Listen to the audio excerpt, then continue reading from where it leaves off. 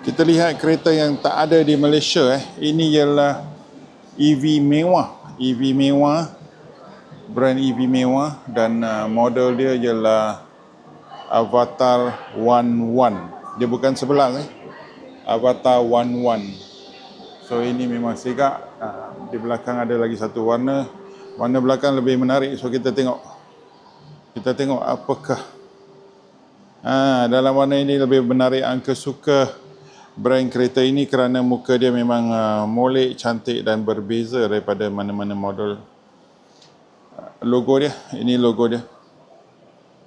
Simple saja. Dan ini rupa profil dia. Dan kalau kita tengok datang dengan tayar sangat besar, seolah-olah seperti lukisan lukisan designer. Kalau tengok di bahagian lampu, dia punya finishing begitu menarik sekali sampai ke bawah. And then warna ini lain, sangat-sangat berbeza. Dan metalik dia sangat-sangat tebal. Di bahagian ini ada satu display di mana anda boleh type lah halo, mangkuk, pinggan dan semua. Kita tengok profil kereta di belakang. Ini dia.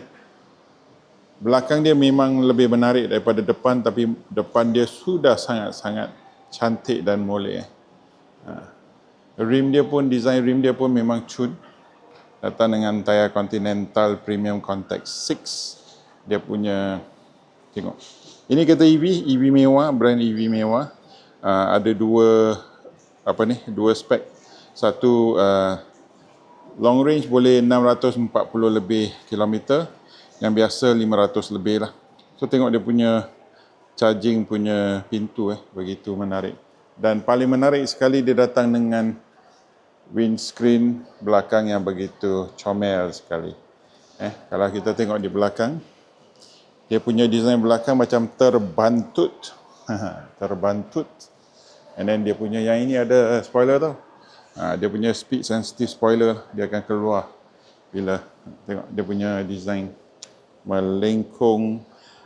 Nampak memang sangat menarik dan mewah, tetapi masa kita memandu di dalam, ada satu masalah, iaitu kita punya VC ke belakang memang sangat-sangat terhad lah. Sangat-sangat terhad. So ini dia rupa belakang. Ada sedikit mirip seperti Jaguar, sama ada F-Pace atau yang lain-lain. Di bahagian ini dia punya siluet ataupun profil di bahagian ini ada sedikit lah, nampak macam Jaguar.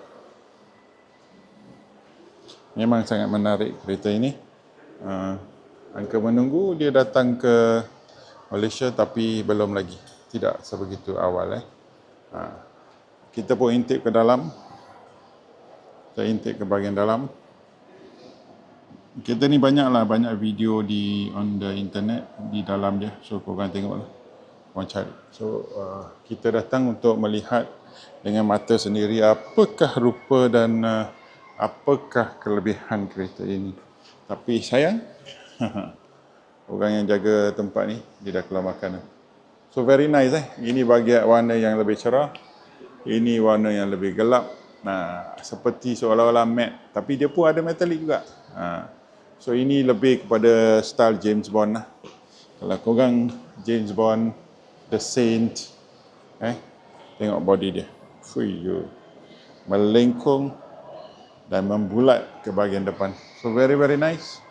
Avatar 11. Kereta ini berada di Siam Paragon.